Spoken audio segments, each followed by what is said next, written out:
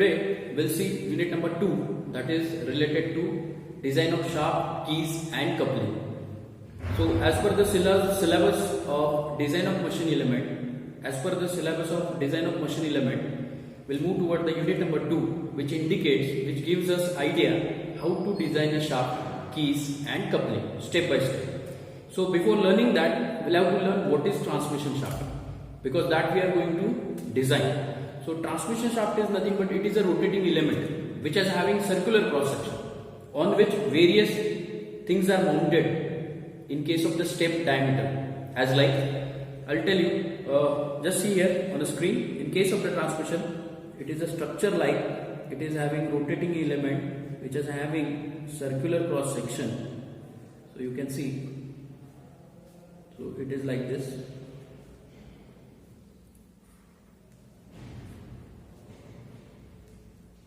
And at the board end there are bearings are situated.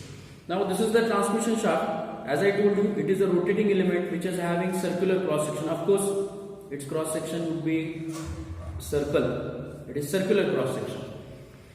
In this case, what happened, the middle parameter we can see enlarged diameter, if we say capital D for this, and the reduced diameter is small d, that will be the diameter of the shaft, and both sides it is same.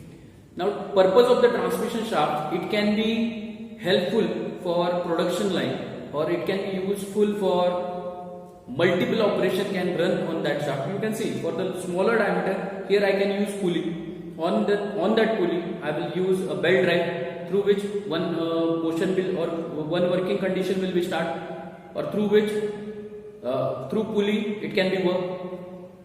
On the top side or enlarged diameter I can use gearbox. For smaller again I can use a pulley or a sprocket or gears. So likewise things are available on a shaft. So the role of shaft is very important to take a load and then it will transmit the motion as well as the torque very easily. So to performing that task we must design a shaft very clearly. So for that there are a lot many concepts that we are going to learn.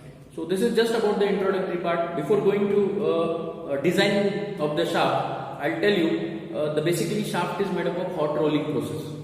It can be made up of grinding, turning process also, cold drawing process also. So as per the availability it can be made. So this kind of the things are there. In case of the shaft there are basically two types, as like you can see a solid shaft which is having solid structure and hollow shaft which is having hollow structure. Two diameters are there. Now if I compare with solid with hollow shaft, of course hollow shaft is having greater strength. It is having more stability from internal side also. It can be bearings can be arranged at internal side also.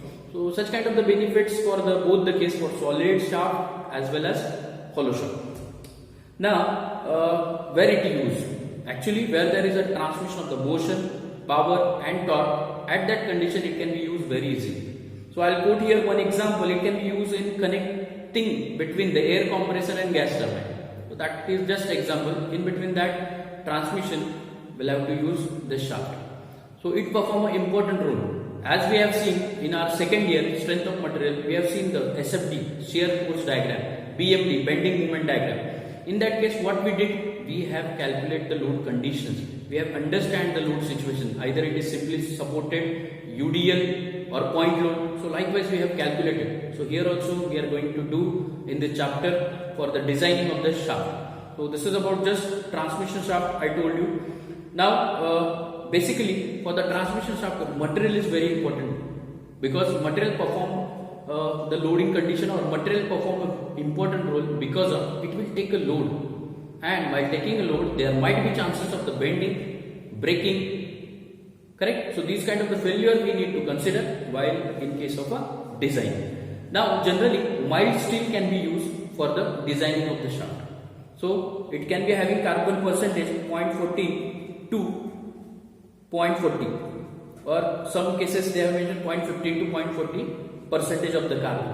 So according to that mild steel can be used, and generally its designation 30C8, 40C8. If the strength is required more, then I will have to increase the carbon percentage. So according to that, I will have to select the material. So for that case, I will have to use alloy, and which is having 50C8 designation, 55C8. So this will be the designation. Rather, by using alloy or by increasing the carbon percentage, we will give the strength to the shaft. Very easy.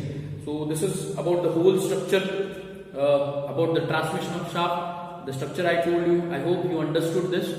After that, we'll move toward what are the classification, what are the types of the shaft. So I'll write here what are the types of shaft. That is very important because according to that we'll have to design. First type is axle. Very important type. First type is axle. What is axle? Axle is nothing but it is a rotating element which can be support hoisting drum or wheel. In case of four-wheeler, you can take an example. A rear wheel can be joined. That two wheels can be joined by the axle. So perform the role is, it is a joining of the two rotating part which can be worked smoothly. So for that purpose axle is used. So that will be about axle, and their design will have to consider, of course, two wheels are connected at the two ends, so we cannot predict same level, same surface that vehicle can run. So there might be some chances of rough roads, plain road. So in that case we'll have to consider bending and shear for the designing of that axle. Then second is spindle. Now spindle is nothing but it is a short rotating shaft, very short, and I think you might have seen in lathe machine. So spindle we have used. So it is short rotating part.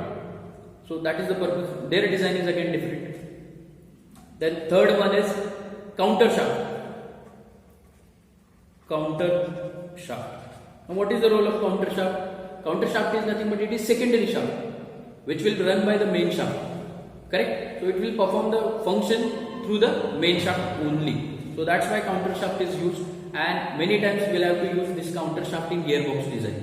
Because if there is a multi-stage gearboxes are there we'll have to use 1, 2, 3 shafts are there. If two multi-stage is there, 2 and more shafts we can use. That is input, intermediate shaft and output shaft.